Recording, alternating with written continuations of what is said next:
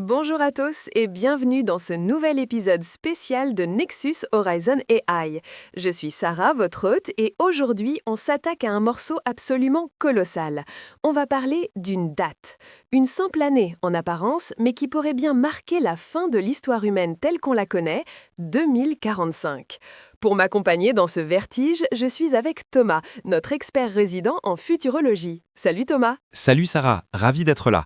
Et tu as raison de parler de vertige. 2045, pour beaucoup de gens, c'est juste une date sur le calendrier.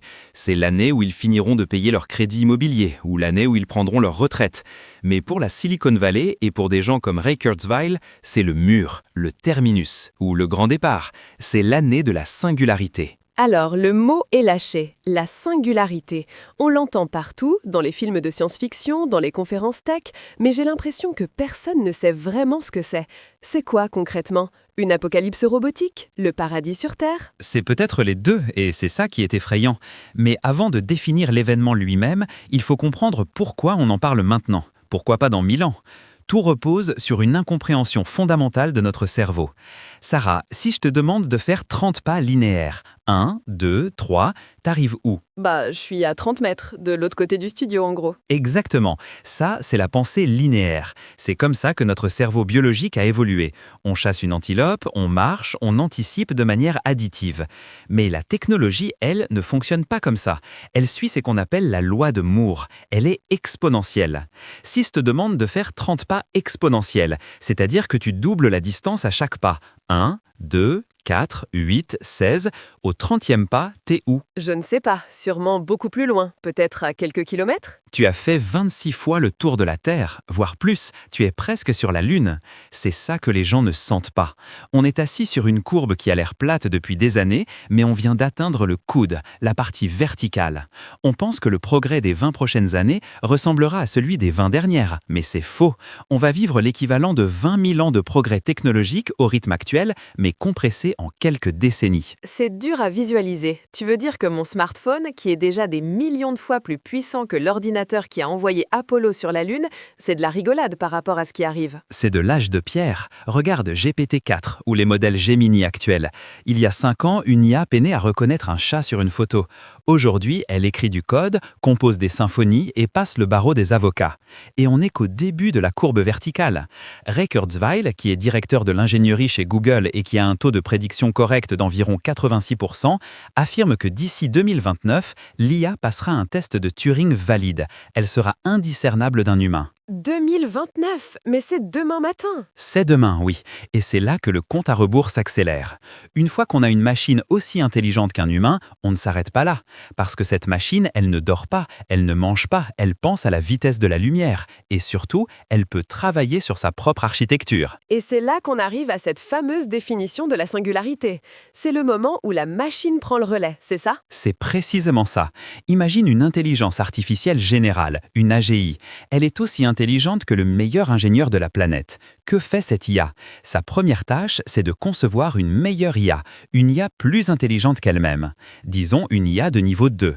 Cette IA de niveau 2, qui est déjà plus brillante que n'importe quel humain, conçoit une IA de niveau 3. C'est une boucle de rétroaction. Une boucle infinie et instantanée. C'est ce que le mathématicien I.G. Good appelait l'explosion d'intelligence. Ça ne va pas prendre des années. La première itération prendra peut-être 6 mois, la suivante 3 semaines, la suivante 4 jours, puis 4 minutes, puis 4 nanosecondes. En l'espace d'un après-midi, on passerait d'une intelligence humaine à une super-intelligence qui nous dépasse de la même manière que nous dépassons une fourmi ou une bactérie. C'est terrifiant dit comme ça. Ça veut dire qu'à ce moment-là, en 2045 ou peut-être avant, l'humain n'est plus l'entité la plus intelligente sur Terre. On perd le contrôle. On perd le volant, c'est sûr. C'est pour ça qu'on utilise le terme singularité. C'est une métaphore empruntée à la physique des trous noirs, l'horizon des événements. Au-delà de ce point, les lois de la physique telles qu'on les connaît ne s'appliquent plus. On ne peut pas voir ce qu'il y a derrière. Pour l'histoire humaine, c'est pareil. Il est impossible pour nous, avec nos cerveaux biologiques limités, de prédire ce que ferait une entité 1 milliard de fois plus intelligente que nous. Ses motivations, ses technologies, sa vision de l'univers, tout ça nous serait totalement étranger. Mais alors, si on ne peut pas prédire, on peut quand même spéculer. Il y a des scénarios, non? Sam Altman, Elon Musk, tous ces gens-là, ils ne construisent pas ça juste pour voir voir le monde brûler, j'imagine. Qu'est-ce qu'ils espèrent? C'est quoi le scénario rose, l'utopie? L'utopie, c'est ce que Kurzweil vend, c'est la fusion. Il ne voit pas ça comme nous contre eux, mais comme une extension de nous. Le scénario optimiste, c'est l'abondance radicale. Une superintelligence pourrait résoudre le problème de l'énergie en quelques secondes, inventer la fusion froide, nettoyer les océans grâce à des nanorobots et surtout s'attaquer à la biologie. Tu parles de l'immortalité. Je parle de la vitesse d'échappement de la longévité. Imagine des nanorobots de la taille d'une cellule sanguine qui naviguent dans tes veines. Ils réparent ton ADN endommagé, ils détruisent les cellules cancéreuses avant même qu'une tumeur se forme, ils nettoient tes artères, ils boostent tes neurones. Dans ce scénario, vieillir devient une option, pas une fatalité. On ne mourrait plus de maladie. On pourrait connecter nos néocortex directement au cloud. Attends, connecter mon cerveau au cloud, comme je connecte mon téléphone? Exactement. Aujourd'hui, tu as un débit très faible pour communiquer avec le savoir mondial. Tu utilises tes pouces sur un écran ou ta voix. C'est lent. Imagine une connexion haut débit directe. Tu veux savoir parler mandarin, tu télécharges le module. Tu veux comprendre la mécanique quantique, tu as l'intuition immédiate. On deviendrait des hybrides. On ne serait plus seulement biologique. On serait des dieux, Sarah, des dieux numériques. Waouh, ça vend du rêve, mais ça sonne aussi très fin de l'humanité d'une autre manière. Si je suis connectée au cloud et que je vis 1000 ans, est-ce que je suis encore moi? Est-ce que je suis encore humaine?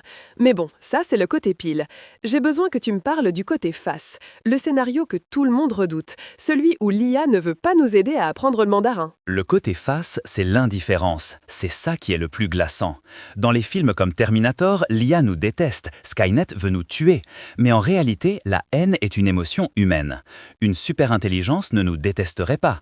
Le risque, comme le dit l'expert Eliezer Yudkowsky, c'est que nous soyons faits d'atomes qu'elle peut utiliser pour autre chose. Comme l'analogie des fourmis? Voilà, quand tu construis une autoroute, tu ne détestes pas les fourmis qui sont sur le tracé. Tu n'es pas un mauvais humain, c'est juste que tes objectifs, construire une route, sont totalement au-delà de la survie de la fourmilière. Tu les écrases sans même t'en rendre compte.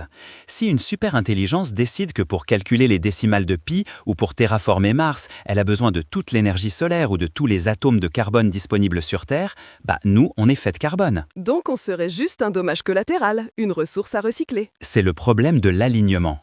Comment coder des valeurs humaines comme la compassion, la liberté, le respect de la vie dans une entité qui ne ressent rien et qui est 1 million de fois plus puissante que nous?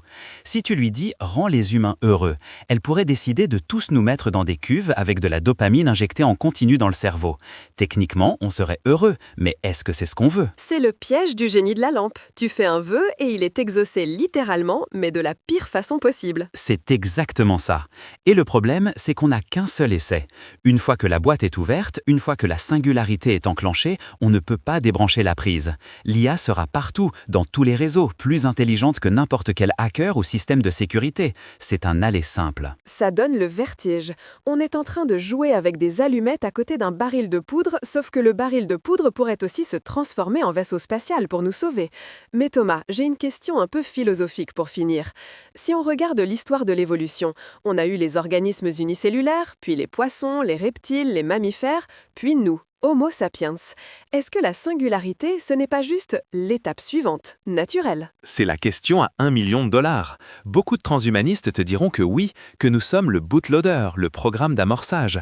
Notre but biologique en tant qu'espèce était peut-être simplement de créer cette intelligence synthétique. Le carbone engendre le silicium.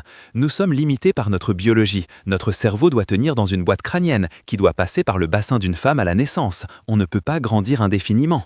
L'intelligence numérique, elle, n'a pas cette limite physique. Elle peut s'étendre à la taille d'une planète. Donc nous serions les parents d'un dieu. Des parents qui vont peut-être se faire dépasser et oublier, ou des parents qui vont fusionner avec leur enfant pour devenir quelque chose d'autre. C'est ça l'enjeu de 2045. Ce n'est pas juste une nouvelle technologie, c'est un changement d'ère géologique. Il y aura l'avant, l'ère biologique, et l'après, l'ère post-biologique.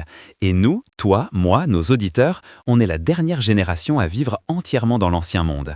On est à cheval sur la faille sismique. Et on regarde le volcan en se demandant si c'est un feu d'artifice ou une éruption fatale. Et le plus fou, Sarah, c'est qu'on n'aura pas à attendre 1000 ans pour la réponse. Si Kurzweil a raison, si la courbe exponentielle tient ses promesses, on saura la vérité de notre vivant, peut-être même avant d'avoir des cheveux gris. Eh bien, je ne regarderai plus jamais mon grille-pain de la même façon après cette conversation. Merci Thomas pour cette plongée fascinante et un peu angoissante. Merci à toi.